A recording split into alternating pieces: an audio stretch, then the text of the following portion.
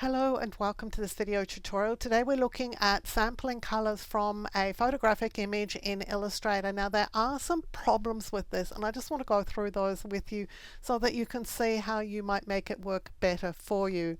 I've got an image that I have downloaded from unsplash.com and it was photographed by Gustavo Leighton, so thank you to him for this image.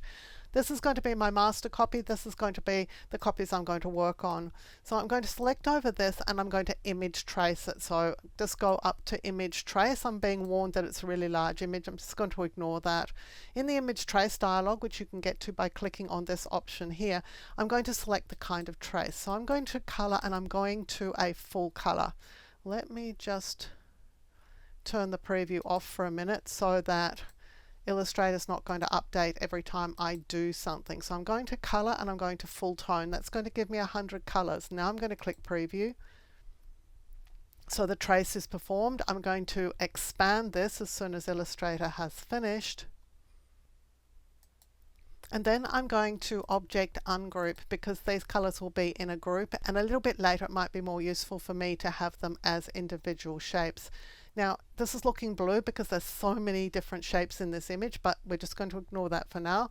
We're opening the swatches panel, which you can get to by selecting window and swatches. Click on this little icon at the very bottom. It says new color group.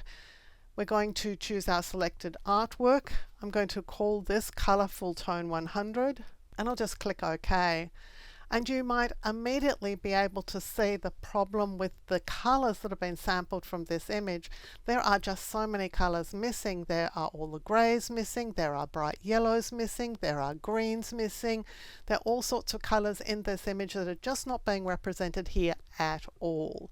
So that's not the ideal setting to use. Full color, you might think that that's going to give you more. In actual fact, it gives you less.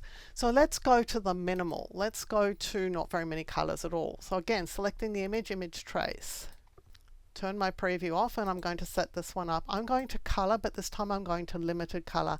And we're just going to use the largest number of limited colors that we can get in this dialog, which is 30. Let's click to trace this. As soon as it's traced, I'm going to expand it and then I'm going to object ungroup. And now let's go and create a color scheme from this. Again, the same thing. This time we're going to name it color limited 30 and I'll click OK. And here is our much reduced color scheme. We've got 30 colors. We've got 30 colors that have been sampled from this image.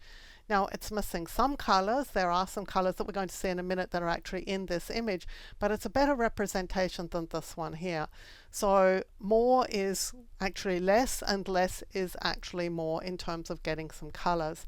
Let's go and see something that is sort of more like the ideal. So I've got my preview turned off. I'm going to use the color mode and I'm going to use full tone, but this time instead of 100 colors I'm just going to dial that back. I'm going to 50 colors and then let's trace this. Once it's traced, we'll expand it and then we'll ungroup it and then we'll make our color scheme out of it. Color full tone 50 and I'll click OK. And here we've got a way more robust set of colors sampled from this image. We've started to bring in some blues. We've got lots and lots of greens, some yellows, although we don't have the really bright yellows. You'll see here that these yellows are nowhere near as bright as this yellow is. So if you were wanting, for example, to assemble a really good color scheme together, what you could do is you could just drag this color from here into one of these other color groups and use that.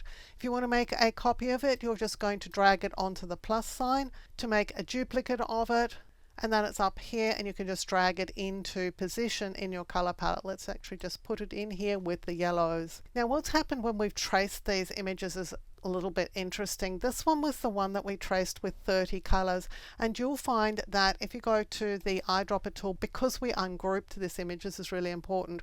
Whenever I click on something in this particular image, it's going to highlight that that color is actually in our color group. So you can see that every single color that we're seeing on the screen here is actually in this color group.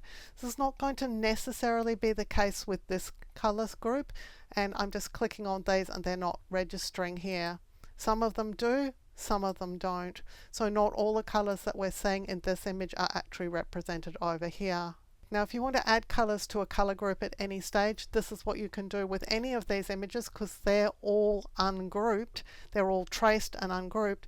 You can just come in here and click on a color and say we wanted to add this color here to our color group here. You'll see it appears up here, so all we have to do is drag and drop it into the color group. So you can go and find colors in the image as well as using colors from the other color groups that you have created.